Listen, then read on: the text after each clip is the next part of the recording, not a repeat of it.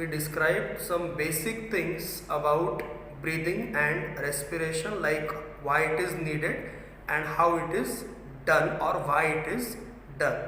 And we have also described in plants how different plant parts have different organs or surfaces for exchange of gases. Likewise, if you see, there are animals right from the invertebrates to vertebrates having simple organization to complex organization like humans. So definitely there will not be a single type of organ or organ system or structure that is working for gaseous exchange in animals. So here there are some important examples of organs of gaseous exchange in different animals that we are focusing on. Is it okay? Just have a look at it. If you see, then in first place you can see an organism like protists, sponges and cylinderates, right? They are comparatively simple type of organisms or animals which are completely aquatic. So if you look at the respiratory surface or organ in them, it is simply a plasma membrane. Means उनमें मतलब प्रोटिस्ट्स में, for example प्रोटिस्ट्स में या हम कहें sponges में, sponges जिन्हें हम पॉरीफेरा भी कहते हैं, इनमें बॉडी सरफेस या फिर प्लाज्मा मेम्ब्रेन डायरेक्टली किस चीज के लिए काम करती है?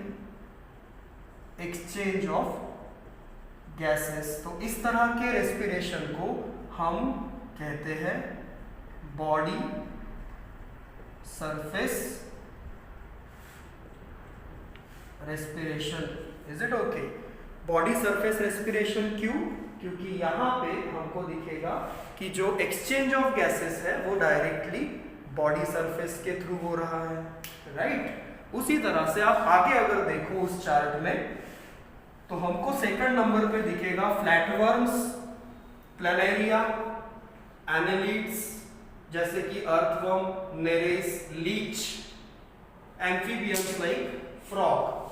इनमें क्या दिखता है हमें कि प्लाज्मा मेम्ब्रेन और जनरल बॉडी सरफेस मतलब स्किन, राइट? तो हम यहां देखें कि फ्लैटवर्म या इवन फ्रॉग या इवन एनालिड्स में जैसे कि अर्थवर्म, इनमें स्किन, उनकी स्किन या कहें मॉइस्ट स्किन जो है वो ऑर्गन ऑफ गैसियस एक्सचेंज है. तो इसीलिए हम यहां पे टर्मिनोलॉजी यूज करते हैं clearly cutaneous respiration. Cutaneous respiration का मतलब है रेस्पिरेशन और gaseous exchange that occurs through skin. Plasma membrane या जनरल बॉडी सरफेस के थ्रू जिनमें स्किन नहीं है वहां पे बॉडी सरफेस रेस्पिरेशन, और जनरल बॉडी सरफेस के ही थ्रू होने वाला गैसियस एक्सचेंज, लेकिन जहां स्किन नाम का टिश्यू प्रेजेंट है वहां पे क्यूटेनियस रेस्पिरेशन जो हमको देखने को मिलता है प्लैटीहेल्मिन्थिस मतलब फ्लैटवर्म्स, एम्फीबियंस लाइक फ्रॉग या फिर एनालिड्स लाइक अर्थवर्म, नेरेस या लीच में. नेक्स्ट अगर आप देखो तो इंसेक्ट्स, इंसेक्ट्स मतलब आर्थ्रोपोड्स जैसे कि फॉर एग्जांपल कॉकरोच एक वेल नोन इंसेक्ट है, राइट? अब कॉकरोच में अगर हम देखें या इंसेक्ट में अगर एग्जांपल हम कॉकरोच का लें तो कॉकरोच में एक डेडिकेटेड पाइपलाइन जैसी सिस्टम होती है या एयर को ट्रांसपोर्ट करने वाली ट्यूबुलर सिस्टम होती है जो गैसियस एक्सचेंज का काम करती है. इस ट्यूबुलर सिस्टम को कहते हैं ट्रैकिया। जैसे फॉर एग्जांपल ह्यूमंस में लंग्स है ना, वैसे ही कॉकरोच में कौन सा डेडिकेटेड स्ट्रक्चर होता है गैसियस एक्सचेंज के लिए? ट्रैकिया। तो क्योंकि कॉकरोच जैसे इंसेक्ट में ट्रैकिया के थ्रू एक गैसियस एक्सचेंज होता है, हम होने वाले रेस्पिरेशन को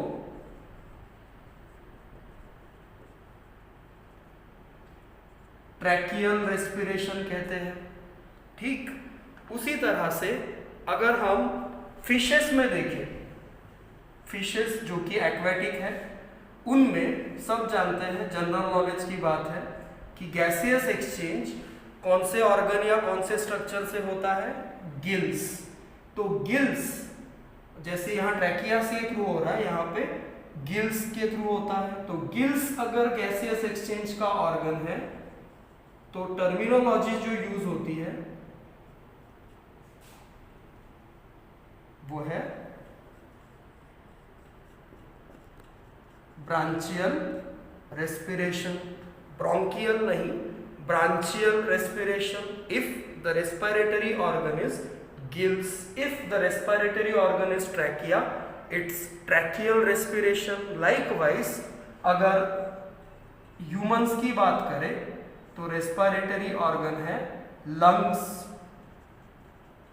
सब जानते हैं। और अगर लंग्स के थ्रू रेस्पिरेशन होता है या lungs organ of gaseous exchange है तो टर्मिनोलॉजी यूज की जाती है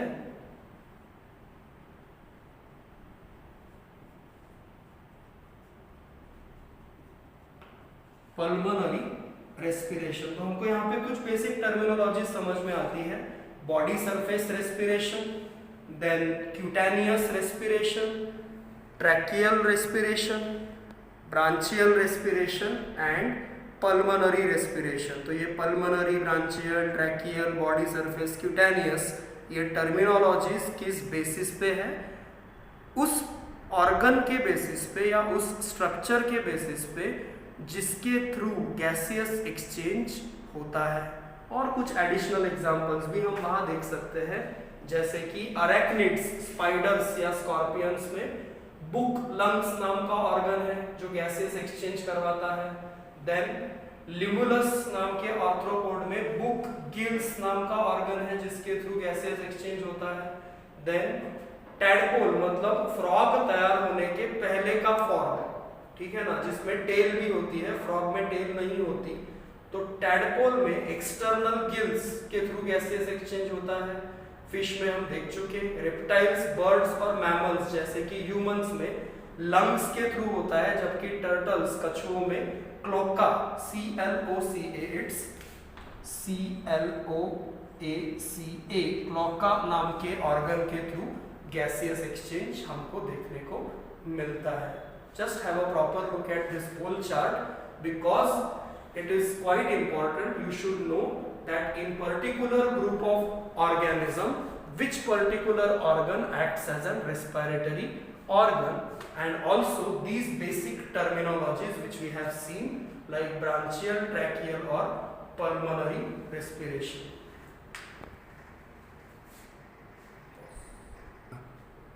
Now if you look at the presentation, you can clearly see the heading human respiratory system. As we have said, in this chapter we are primarily and particularly concerned with respiratory system, its anatomy and working in humans, that means in us. So just have a look at some basic things again. What is written initially, that human respiratory system performs the function of inspiration, मतलब सांस अंदर लेना, simple बात करें तो inspiration का मतलब सांस लेना, एक्सपायरेशन मतलब सांस बाहर निकालना। तो एक कंप्लीट ब्रीदिंग की प्रोसेस में एक इंस्पायरेशन होता है और एक एक्सपायरेशन, मतलब हम एक सांस अंदर लेते हैं और दूसरी बार वही बाहर रिलीज करते हैं। दैट्स व्हाट इंस्पायरेशन और एक्सपायरेशन। और इन दोनों के बीच, मतलब इंस्पायरेशन और एक्सपायरेशन के बीच अगर कुछ होता है तो वो है एक्सचेंज ऑफ गैसेस। एक्सचेंज का मतलब समझते हैं ना, एक चीज लेना दूसरी चीज देना। तो क्या लेते हैं हम? ऑक्सीजन, और क्या देते हैं? Carbon dioxide. और ये लेने देने का जो काम है एक्सचेंज का काम ये हम में लंग्स करता है, ये हम ऑलरेडी बता चुके हैं। और क्योंकि लंग्स करता है, हम ये टर्मिनोलॉजी भी यूज कर चुके हैं, pulmonary respiration in humans because it occurs through lungs, right?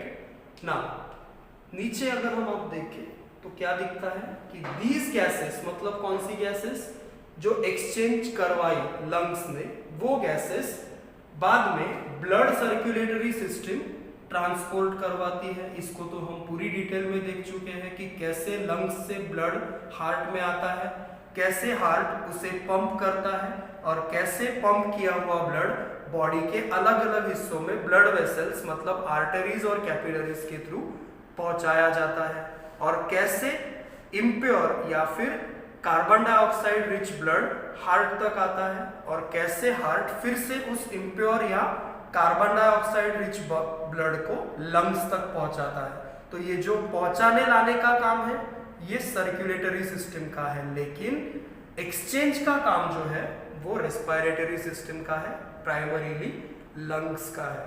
Then अगर हम रेस्पिरेटरी सिस्टम को ब्रॉडली डिवाइड करें तो दो हिस्सों में वो डिवाइड की जा सकती है, as you can see, upper and lower, ठीक है ना। अपर रेस्पिरेटरी ट्रैक्ट या upper respiratory system and lower respiratory tract या लोअर रेस्पिरेटरी सिस्टम। तो फिर अपर में कौन से हिस्से आएंगे और लोअर में कौन से हिस्से आएंगे, as you can see the point below कि अपर रेस्पिरेटरी ट्रैक्ट या अपर रेस्पिरेटरी सिस्टम में आता है नाक के छेद, एक्सटर्नल नेयर्स का सिंपल सा मतलब होता है हमारे नाक में जो दो छेद है दे आर कॉल्ड एक्सटर्नल नेयर्स।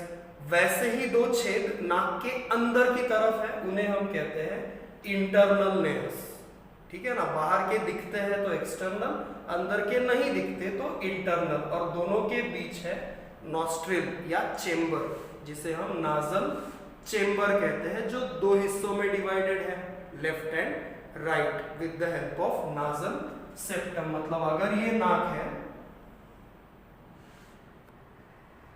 तो ये क्या हुए एक्सटर्नल नेयर्स, ये है नाजल सेप्टम,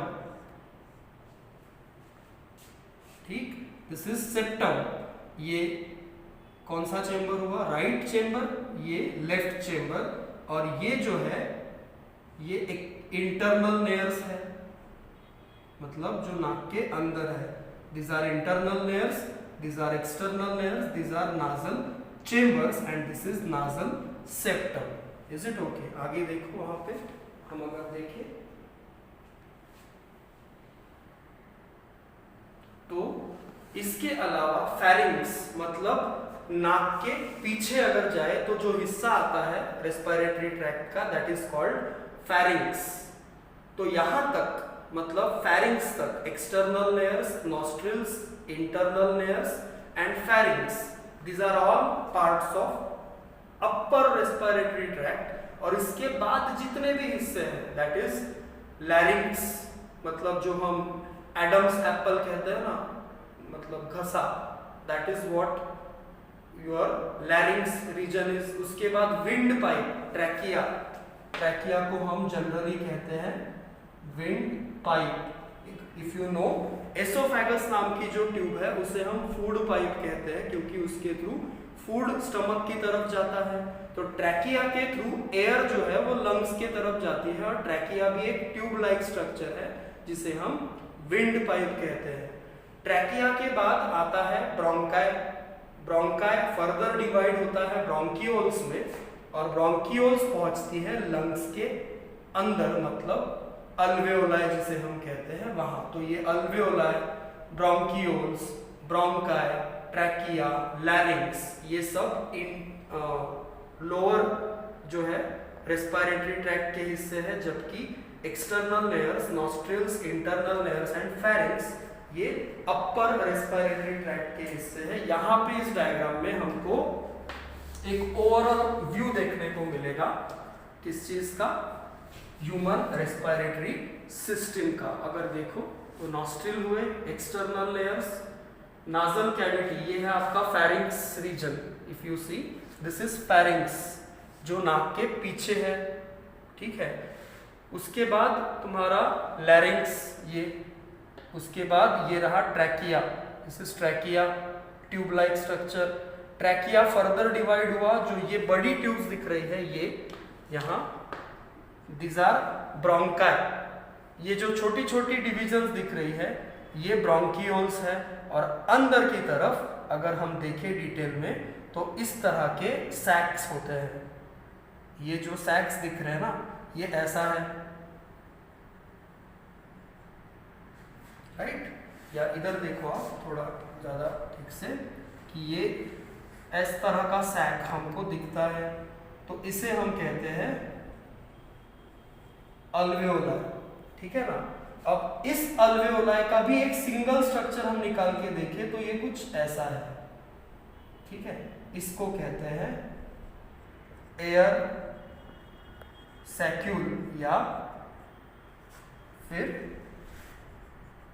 एयर सैक, ठीक। अब ऐसे कई सारे मिलके ये बनते हैं और ऐसे कई सारे मिलके लंग्स बनते हैं, ठीक। और इन तक एयर लेके कौन आता है, पूरा रेस्पिरेटरी ट्रैक्ट, मतलब एक्सटर्नल लेयर्स या नाक से लेकर ब्रोंकियोल्स के ब्रांचेस तक। और ब्रोंकियोल की ब्रांचेस आखिरकार किस में खुलेंगी, अल्वेओलाई में, जो गैसियस एक्सचेंज का काम करते हैं, राइट। तो ये सारी जो सिस्टम है जो इस डायग्राम में आपको दिख रही है, ओवरऑल नो डाउट इनमें से हर एक हिस्से को हम डिटेल में एक्सप्लेन करेंगे फर्दर, वही एनाटॉमी में आएगा।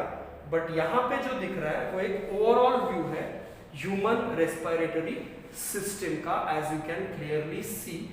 Gate the positions correct by having a focused look at this particular diagram, की सभी पोजिशन वाइज सारी चीजें कहाँ है ये क्लियरली हमको पता होनी चाहिए।